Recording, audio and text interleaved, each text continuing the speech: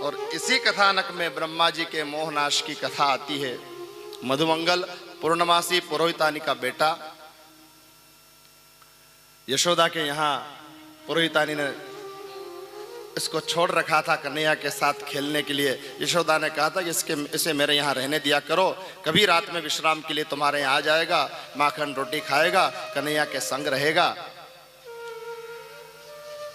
पुरोहितानी भजन प्रेमी थी, विश्वास था, कन्हैया को भगवान मानती थी। अपनी संतान को राष्ट्र की सेवा में और धर्म की सेवा में, कई माताओं को महाराज श्री ऐसा भय होता था। मुझे अपने से ध्यान है, अपने से जब मैं छोटा था तब हमारी मैया को हमको खबर होती थी, जब कोई महापुरुष कोई साधु संत पधारते थे तो बोले कहीं ऐसा ना हो कि बच्चे को बाबा जी लेके चले जाए।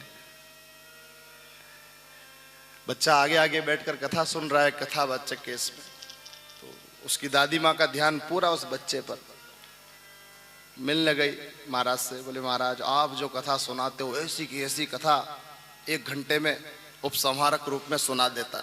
और ये तो बड़ी अच्छी बात है, कम से कम आपका पोता कथा तो सुन रहा। बोले कथा सुन रहा लेकिन हमें बहुत चिंता है। क्या? बोले हमें चिंता है हमारा बच्चा कहीं बाबा जी ने बन जाए। चिंता इस बात की मत करो कि आपका बच्चा बाबा जी बन जाए, चिंता करना है तो इस बात की करो कि 5G के युग में आपका बच्चा कहीं व्यभिचारी न बन जाए, कहीं चोर न बन जाए, कहीं डाकू न बन जाए, कहीं राष्ट्र की संपत्ति को नुकसान पहुंचाने वाला आतंकवादी न बन जाए। भय रखना है, चिंता करना तो इस बात की करो। 1-1 लाख, 1.5 लाख रुपए का मोबाइल अपने बच्चों को देते हो और बड़े राजी होकर प्रचार करते हो जगत में, अरे बेटी के लिए 1.5 लाख का मोबाइल ऑनलाइन मंगवाया है। फिर उसी मोबाइल से कोई गड़बड़ होती है तो फिर ढूंढते हो पंडितों के घर, ज्योतिषियों को जाकर कुंडली दिखाते हो, महापुरुषों की शरण जाते हो, बच्चों को ले जाते हो। भैया हम लोगों की एक सीमा है, 7 दिन तक आपने पोथी को मध्य में रखा है, हम 7 दिन तक 4 घंटे बोल सकते हैं आपके साथ, पर संस्कार की नींव तो घर से रखनी पड़ेगी। न जरूरत हो मत दो, जरूरत है तो किस जरूरत से, किस पर्पस से लिया गया है वो ध्यान रखो। वॉच करो अपने बच्चों को, आपकी जिम्मेदारी बनती है, स्पेशली टीन एज में 13 से लेकर 19 तक। और मैं तो कहूं बचपन में मां का सही दुलार मिले, सही शिक्षा मिले, आपसे न संभल रहा हो तो युवान अवस्था में अपनी संतान को किसी महापुरुष के चरणों में समर्पित कर दो। बचपन में मां का सहारा मिला, युवानी में महात्मा का सहारा मिल गया तो घबराना मत, बुढ़ापे में उसको परमात्मा से मिलने से कोई नहीं रोक सकता, कोई नहीं रोक सकता। अच्छे संस्कार दो, अच्छे पुरुष, अच्छे महापुरुषों का संग करवाओ, अच्छे शास्त्र का संग करवाओ। मधुमंगल को पूर्णमासी पुरोहितानी ने कन्हैया के पास छोड़ रखा था।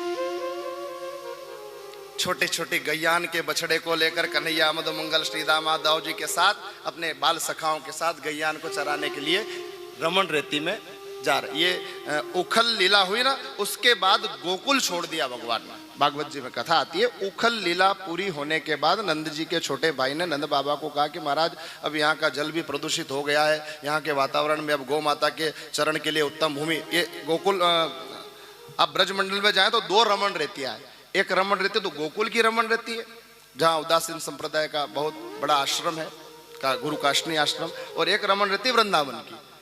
तो गोकुल में रहते हुए गैया जब चराए जाते थे तो वो रमन रेती गोकुल की हो गई, और वृंदावन में रहते हुए जब गैया चराने जाते थे वो रमन रेती वृंदावन की हो गई। तो गोकुल छोड़ करके नंद जी के छोटे भाई के आग्रह पर नंद बाबा ने सबसे सम्मति ली और सब गोकुल छोड़ करके वृंदावन में जाकर के बस गए। उस वृंदावन की रमन रेती में कन्हैया गैया चराने के लिए जाते हैं। दोपहर का समय है, जो वृक्षों की, कदम्ब वृक्षों की छाया में जमुना के तीर पर सब गौ माताएं विराजमान हो गई, बछड़ान विराजमान हो गए। उसी समय कन्हैया के इशारे पर सब ग्वाल बालों ने पेड़ पर लटकी हुई अपनी अपनी पोटलियां उतारी है और पोटलियों को खोल करके बैठ गए।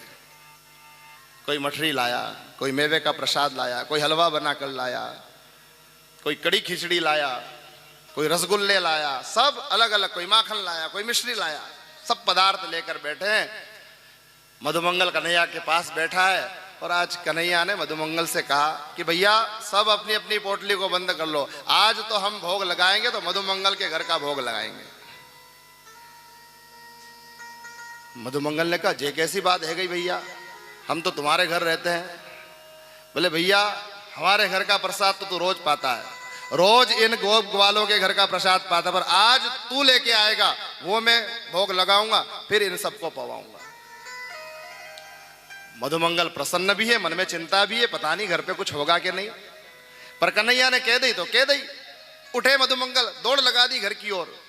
पहुंचे हैं घर, पूर्णमासी पुरोहितान ने असमय मधुमंगल को आया देखा, पूछा लाला इस समय क्यों आए हो, ये समय तो गैया चराने का है तुम्हारा। बोले भैया वो लाला है ना नंद का छोरा। बोले हाँ, बा ने मेरे से कही है कि आज मधुमंगल के घर का भोग लगाऊंगा।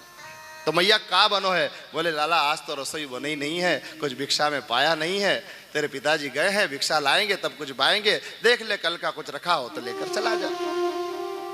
मधुमंगल भीतर गया तो 2 दिन की पुरानी बासी कड़ी पड़ी हुई थी एक मटके के अंदर। छोटे से मटके में बटोही में लेकर उस बटोही को लेकर दौड़ता भागता मधुमंगल वन्य प्रदेश में रमन रेती के उस परिक्षेत्र में प्रविष्ट हुआ। जाते जाते जो दूर सुदूर वो गोप ग्वाल की मंडली कन्हैया के साथ नजर आना लगी और मधुमंगल के हाथ कांपने लगे। ये 2 दिन पुरानी बासी कड़ी में कन्हैया को पवाऊंगा, पहली बार उसने मुझसे कुछ मंगवाया है, ये गोप ग्वाल मेरी हंसी उड़ाएंगे, कन्हैया मेरे बारे में क्या चिंतन करेगा, क्या करूं। एक मन तो कहता है वो पदार्थ नहीं देखता, वो भाव देखता है, मैं भाव से अर्पित करूंगा वो ग्रहण कर लेगा। पर दूसरा मन कहता जब जब जीव मन के भुलावे में आता है तब तक भटकता है। और आज कन्हैया के समीप पहुंच करके अपना कुछ समर्पण करने का सौभाग्य खोते हुए मधुमंगल वो कड़ी स्वयं पीने लगता है।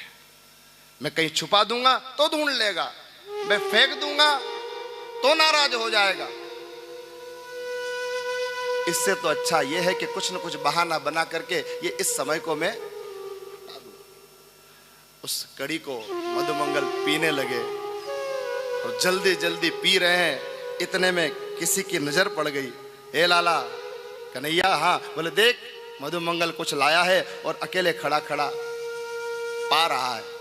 कन्हैया दौड़े, जो कन्हैया दौड़े मधुमंगल की ओर, मधुमंगल ने झट झट उस कड़ी को पिया है। दोनों होठों के पोर से वो कड़ी बहकर उदर पर गिर पड़ी है और जो अंतिम घुट पिया उस मटकी को फोड़ दिया और राजी होकर कहने लगा, वाह वाह वाह, मेरी मैया ने आज तो बड़ी सुंदर कड़ी बनाई थी, अपने घर की एब को ढांक के रखना। आपसे निवेदन है मेरा, कुछ अभाव है, अगर पुरुषार्थ की न्यूनता के कारण अर्थ की कमी जीवन में है, होड़ मत करना, मत देखना किसी सामर्थ्यवान को। इस जगत में जगदीश से सामर्थ्यवान कोई है ही नहीं भैया, कोई नहीं है।